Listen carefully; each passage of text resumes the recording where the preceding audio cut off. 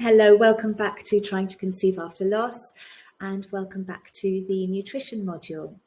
Now, when I was putting this module together, I really wanted to think about those areas where we could make maximum impact for minimal effort. And one of the areas that I really feel we can't ignore is the role that our environment plays in hormonal balance and in fertility in general. Now, it's received quite a lot of press attention over recent years, so I felt that I'd be doing you a real disservice if I didn't include this information. So one thing to say before we launch into this is that this can be incredibly overwhelming. We live in the 21st century, and however much we might like to, we can't retreat into our own little bubble. Whether we like it or not, we are exposed to pollution, to plastic use, to herbicides, pesticides, all sorts of things on a daily basis. So what we want to do is we want to find those areas that we can make a difference in relatively easily and focus in on those. Because like with food, a little effort here can go a really, really long way. You see, environment does play a massive role in hormonal health, and it's a huge part of why, for example, male fertility levels have plummeted in the last 50 years and will continue to do so if we don't do something about it. Now, this is because on a daily basis, we are exposed to chemicals and toxins of all kinds. They burden our liver, our kidneys, which both try to break these toxins down and get rid of them from the body. But they do also disrupt that natural hormonal balance and our natural body rhythm. Now, these toxins enter our body through, as I was mentioning earlier, pesticides, herbicides, plastics, food, water, skincare. The list goes on and on and on, unfortunately. Now, once inside the body, what they do is they mimic the action of estrogen. They are called endocrine disrupting hormones. And we also know of them as xenoestrogens. Now, what they'll do, these artificial estrogens, if you like, is they will dock on to the estrogen receptors that every single cell in our body has. But once they're there, they will exert a much stronger influence than our body's own natural estrogen. And this can really cause damage to the cells, for example, that produce insulin. They can impair our thyroid hormones and put all this extra burden, as I mentioned, on our liver, on our kidneys. Now, several compounds are found in things like plastics, including, and I'm sure you've heard of these, you're really familiar with them, BPA and phthalates. And these can be particularly harmful to our reproductive systems, both to men and to women. Now, BPA exposure has been linked to an increased risk of miscarriage, of preterm birth, and also decreased sperm counts. But there's a lot to take on board here. And so we really do need to take this one step at a time. And that's one of the things that I want to do for you. So again, to accompany this short module, I've also put together a little booklet for you, which includes a checklist. Now, the idea of this checklist is that I can take you by the hand, very much in the same way that I do when I'm working with my clients. So we look at one area at a time. And so what I've given you is actually 6 different areas, and you can focus on each one of those areas 1 week at a time, so that this doesn't become too overwhelming. What I say to clients is literally spend 1 hour in 1 week and try and nail that area, and then you move on to the next one. And once you've done it, it's done and you don't need to think about it again. So one of the first things that we can do is we can think about what goes on in our kitchen. And one of the, a really key area when we're talking about exposure to some of these environmental toxins is plastics that we find in our kitchen. So what we really want to do, if we can, is we want to throw away any plastic containers that we have. So any Tupperware style containers that you might have. And you want to replace them with things like Pyrex, with glass containers. Now, this does not need to be expensive. You can go, for example, to IKEA, you can go to a pound shop and you can pick some of these containers up. It doesn't matter if these containers have plastic lids. Don't worry about that. The key thing is that your food is not coming into direct contact with the plastics. Because when this happens, and particularly if that food is hot or heated in any way at all, the little microplastics in the containers can be leached into the food, and then we're going to consume them, and then they're free to do what they want to do around our body.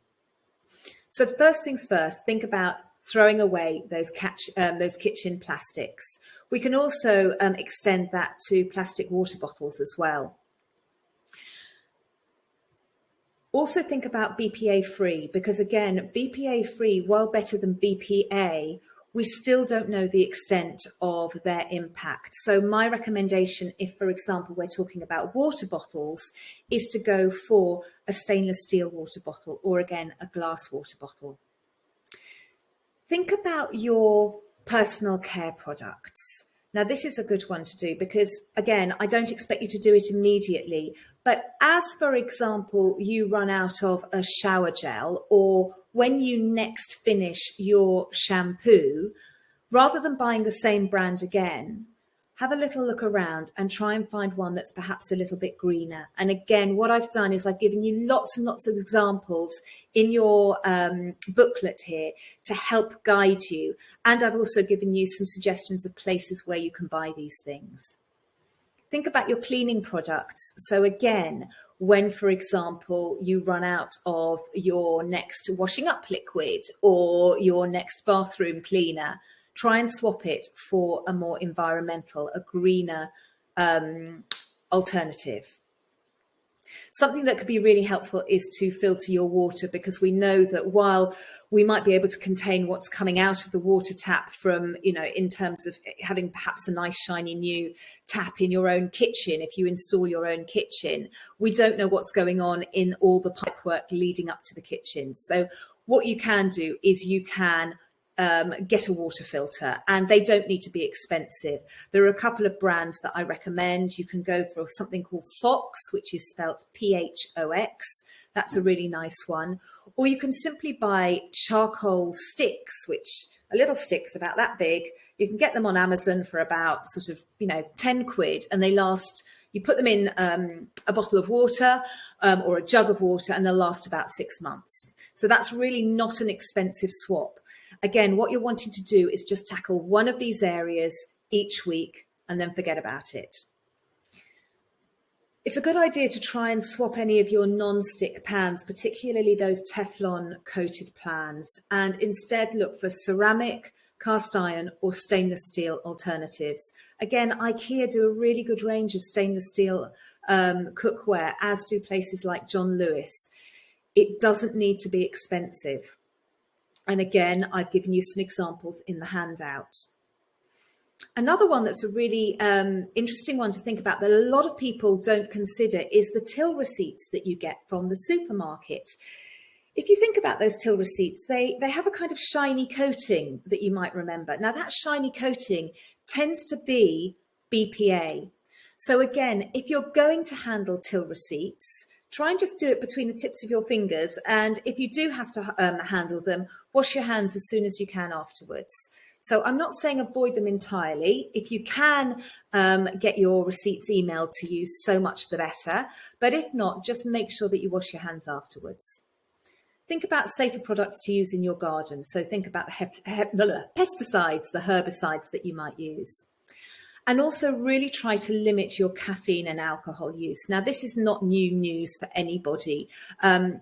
Alcohol, for example, we know that, large quantities of alcohol are not going to do our fertility any favors at all. But again, I really do believe it's all about balance. And certainly when I was going through this journey, I found it really stressful. And to be honest, I liked to have a glass of wine at the end of the week. So my advice to clients when we're talking about alcohol is, if you're going to have some wine, get the most expensive wine that you can afford and enjoy it. And don't have it every day. And ideally don't have it, more than maybe once a week. So maybe buy a nice bottle, share it between the two of you, and ideally have it at a meal time if you can, because again, that's going to limit by the effects of the alcohol on your system by buffering those effects with a meal. And again, similarly with caffeine, you want to try and limit your intake of caffeine. Finally, smoking really has to be out.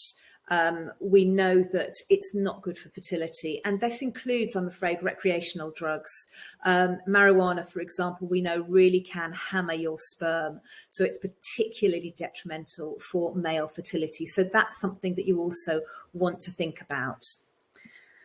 Now, as I said before, this can be super overwhelming.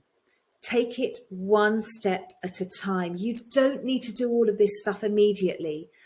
But if you do tackle one of these areas each week for the next sort of, 8 or 9 weeks, you're going to have made a wholesale difference 3 months down the line. It can really make a difference. And once you've made those decisions, once you've researched the products that you like, you're not going to need to go back. Now, another area that we can think about is thinking about the food that we eat. Again, I've mentioned herbicides and pesticides. So you may be familiar with the Environmental Working Group. Now, this is a board over in the States. And every year what they do is they release a list of the 12 most contaminated fruit and veg and the 15 cleanest fruit and veg. Now, let's be honest, organic produce is expensive, and the last thing you want to be doing is breaking the bank. So what I recommend to clients is, when we're looking to make our weekly shop, for example, have a think about this list. Anything on this clean 15, please don't waste your money by going organic unless you really want to. You don't need to. It's not going to make a huge difference. So the sort of foods on this list are avocados, sweet corn, pineapple, onions, papaya, peas, aubergine, asparagus, broccoli, cabbage, kiwi, cauliflower, mushrooms, and melons. All of those are incredibly nutrient-dense foods. Don't spend the extra money on the organic produce. You don't need to. On the other hand, if you can buy these products from the Dirty Dozen list organic, then that will be helpful, because these are the most contaminated foods out there.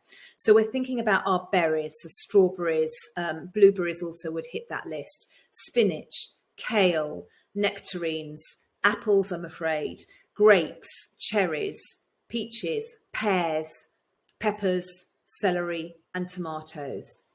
Where possible, get those to be organic.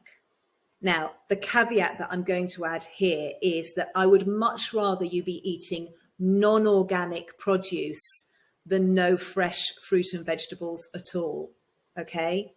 Because we know that while we've got to be aware of this environmental toxic load, we also want to ensure that we're getting the phytonutrients, the fiber that fruit and vegetables bring. So most importantly, try and have the fresh fruit and veg.